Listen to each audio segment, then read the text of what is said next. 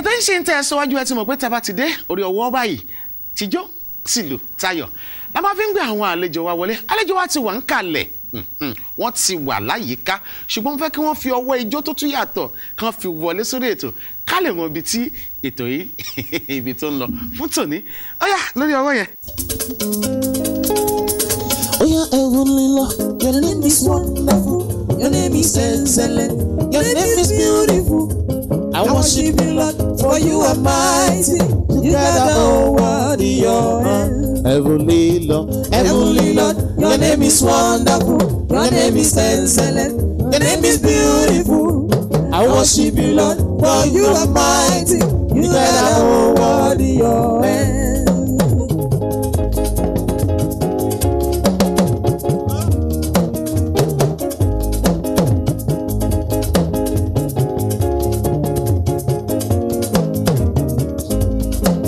I thank you, Lord, you are holy.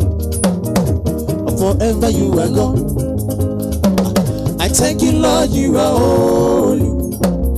And forever you are God.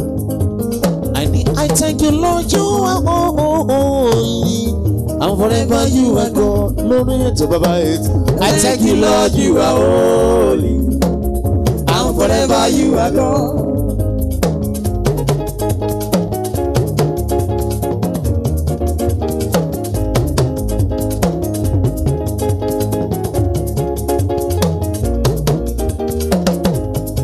Àlejò mi káàbọ̀ ẹ kú ijó máa mo níjó akọrin bí ẹni láyé Bisola testimony mi èèyàn mi ní.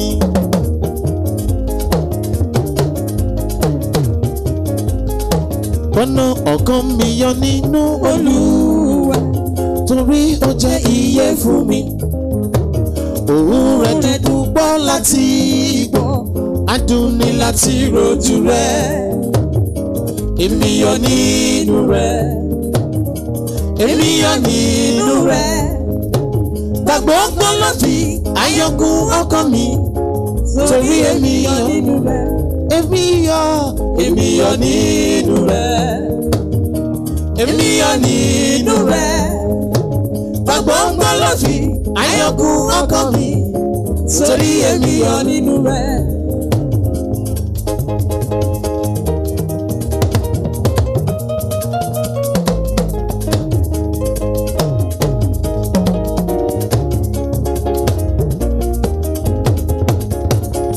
Jehovah, oh, you are the most high. You are the most high God. Jehovah Nissi, oh, you are the most high. Elédùmarè ọba tó dáyé. You are the most high God. Àtúntì dé lórí ètò yìí o. You are the most high. Lórí ètò bàbá ètò. You are the most high God. Àtẹ̀mí àtàlejò mi báwọn ṣe lónìí. You are the most high. Ó yọrí sí rere. Ìbẹ̀rẹ̀ àárín àtòkùn dọ̀wọ́ lọ́wọ́. You are the most high. Ìwọ gangan ṣàlẹ̀ Atabatubu. You are the most high. Jehovah, you are the most high. Oh, we go Jehovah, you are the most high. Jehovah, you are the most high God. Bisola testimony, Bisola testimony. Ọwọ́ ijó tí mo kọ́kọ́ rí mo mọ̀ wípé ó ní nǹkan tó máa bá dé lórí ètò lónìí. Wọ́n kí n kábọ̀ sórí ètò bàbá ètò màmá wa. Ẹ bá wa fi ìkàlẹ̀ sí. Ẹ ṣé tá a pè yín. Tẹ́ ẹ gbọ́, tẹ́ ẹ dẹ̀ wá. Mo lérò pé ẹ̀yin ti wá nǹkan fìdílé. Abẹ́ fìdílé kan torí pé ẹ gbọ́ wìrìwìrì lónìí. Lánàá àlejò mi, tátẹ̀ ní àlejò mi. Bisola Ṣílíọlá Akínrímísì. Mo tún kí yín sí lẹ́ẹ̀kan pé ẹ káàbọ̀ sórí ètò bàbá ètò. Ẹ bá mi kí àwọn ará ilé kan lè mọ̀ pé ẹ̀yin gangan lẹ wà lórí ètò lónìí kì í ṣe lómi. Ẹ̀yin ará ilé a kí ẹ kú ọjọ́ mẹ́ta ṣé dandan la bá yín orúkọ tèmi náà lẹ ti gbọ́ yẹn Bisola Ṣílíọlá Akínrímísì tí gbogbo yín mọ̀ sí Bisola testimony. Bisola testimony. Ibi tá a ti bẹ̀rẹ̀ ọ̀rọ̀ gan rèé Bisola testimony. Ó jẹ́ gbajúgbajà olórin ẹ̀mí tá a mọ̀ tọ́lọ́run sì ń gbà fún báyìí tọ́lọ́run bọ̀ sí ní padà lẹ́yìn rẹ̀. Kí ni tó wá bí Bisola testimony? Ẹ sọ lẹ́ẹ̀kan pé Bisola Ṣílíọlá Akínrímísì lórúkọ yín. Kí ló wá bí Bisola testimony? Ní ọdún díẹ̀ sẹ́yìn nígbà tí mo bẹ̀rẹ̀ iṣẹ́ yìí mo wà ní inú yàrá mi ní àárọ̀ ọjọ́ yẹn mo ṣe jí ní kíní yẹn náà bá mi sọ̀rọ̀ ní pé àwa gba ọ̀nà orí òkè lọ. ẹja máa la àlejò mi Bisola testimony kí ni tí ń bá yín sọ̀rọ̀ ọ̀sán yìí àbí.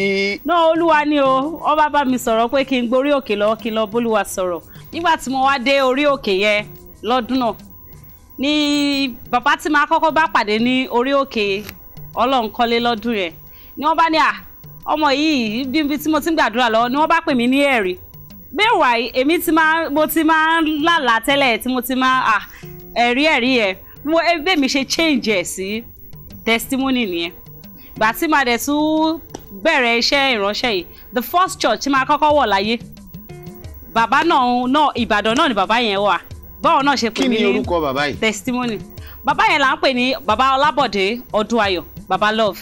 bàbá love nìbàdàn àwọn náà wò yín báyìí àwọn wò yín so n tó bí Bisola testimony ẹ̀rí lórí ètò bàbá ètò tẹ wá agbára Ọlọ́run lẹ́yìn ètò yìí ẹ máa ní ẹ̀rí rere.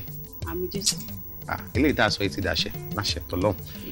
Bisola testimony ìrìnàjò yìí ní kíkún nínú iṣẹ́ orin yìí ẹ bá mi ṣe àwò. mo bẹ̀rẹ̀ iṣẹ́ orin ní àti church ní chọ́ọ̀chì ọmọdé nígbà yẹn ní church mi nígbà tí mo ṣe wà ní. kí lorúkọ ṣọ́ọ̀ṣì yín ní ìlú wo. mo wà ní Celestial Church of Christ Parish 1 Kano ni mo ti bẹ̀rẹ̀. ní Hausa lọ́hùn.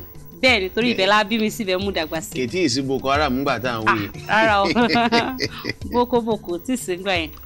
ẹ̀yin bó ló ṣe á ṣẹlẹ̀ bó lẹ ṣe bẹ̀rẹ̀ orin. so láti bẹ̀ lọ ni mo ti bẹ̀rẹ̀ iṣẹ́ orin mi láti church lọ sí church wọ́n á gbàtà first time dábàá lọ sí ìlú tí wọ́n ń pè ní Ondo town níbi tí wọ́n ń gbé bí mi àwọn à ń bẹ̀ for some time torí riot àwọn à ń bẹ̀ fún bí ọdún díẹ̀ mo ṣàbẹ̀rẹ̀ sí ní ṣe akọrin ní church teenager mo wá wà ní ẹgbẹ́ akọrin ọ̀dọ́ ibẹ̀ ni mo ti bẹ̀rẹ̀ mo dẹ̀ ti bẹ̀rẹ̀ sí ní ṣe láti gbà yẹn then nígbà tí máa wọ inú industry wá pé mo fẹ́ máa kọrin o mo wá mọ bọ̀dá kan ẹ̀gbọ́n mi late Bukola Ọlọ́mọlá bàbá àrà ni mo wá lọ bá wọn pé Brother Bukky iṣẹ́ ẹ̀ feel pé kí n sọ di iṣẹ́ torí he has been there for me láti gàtà ti wà ní parishon ọwọ́ wọn làwa dàgbà sí ní ìjọ wa ní lọ́hùn ní Kánò gbà yẹn wọ́n á ní kí you can start it bí mo yẹ bẹ̀rẹ̀ nígbà tí mo wà ní school gbà yẹn ni. ká gbà pé bàbá àrà ló tì yín. àwọn ló jẹ́ kí iṣẹ́ yìí kó really jẹ́ nǹkan tí ó di múmúṣẹ lénìí so àti ibẹ̀ lọ mo bá pàdé bàbá mi bọ̀dá mi ẹ̀gbọ́n mi ọ̀rẹ́ mi àwọn náà àtilẹ̀ ní àti kékeré náà láti mọ̀ wọ́n. ẹni tẹ́ tún pàdé yìí. kábíyèsí rẹ̀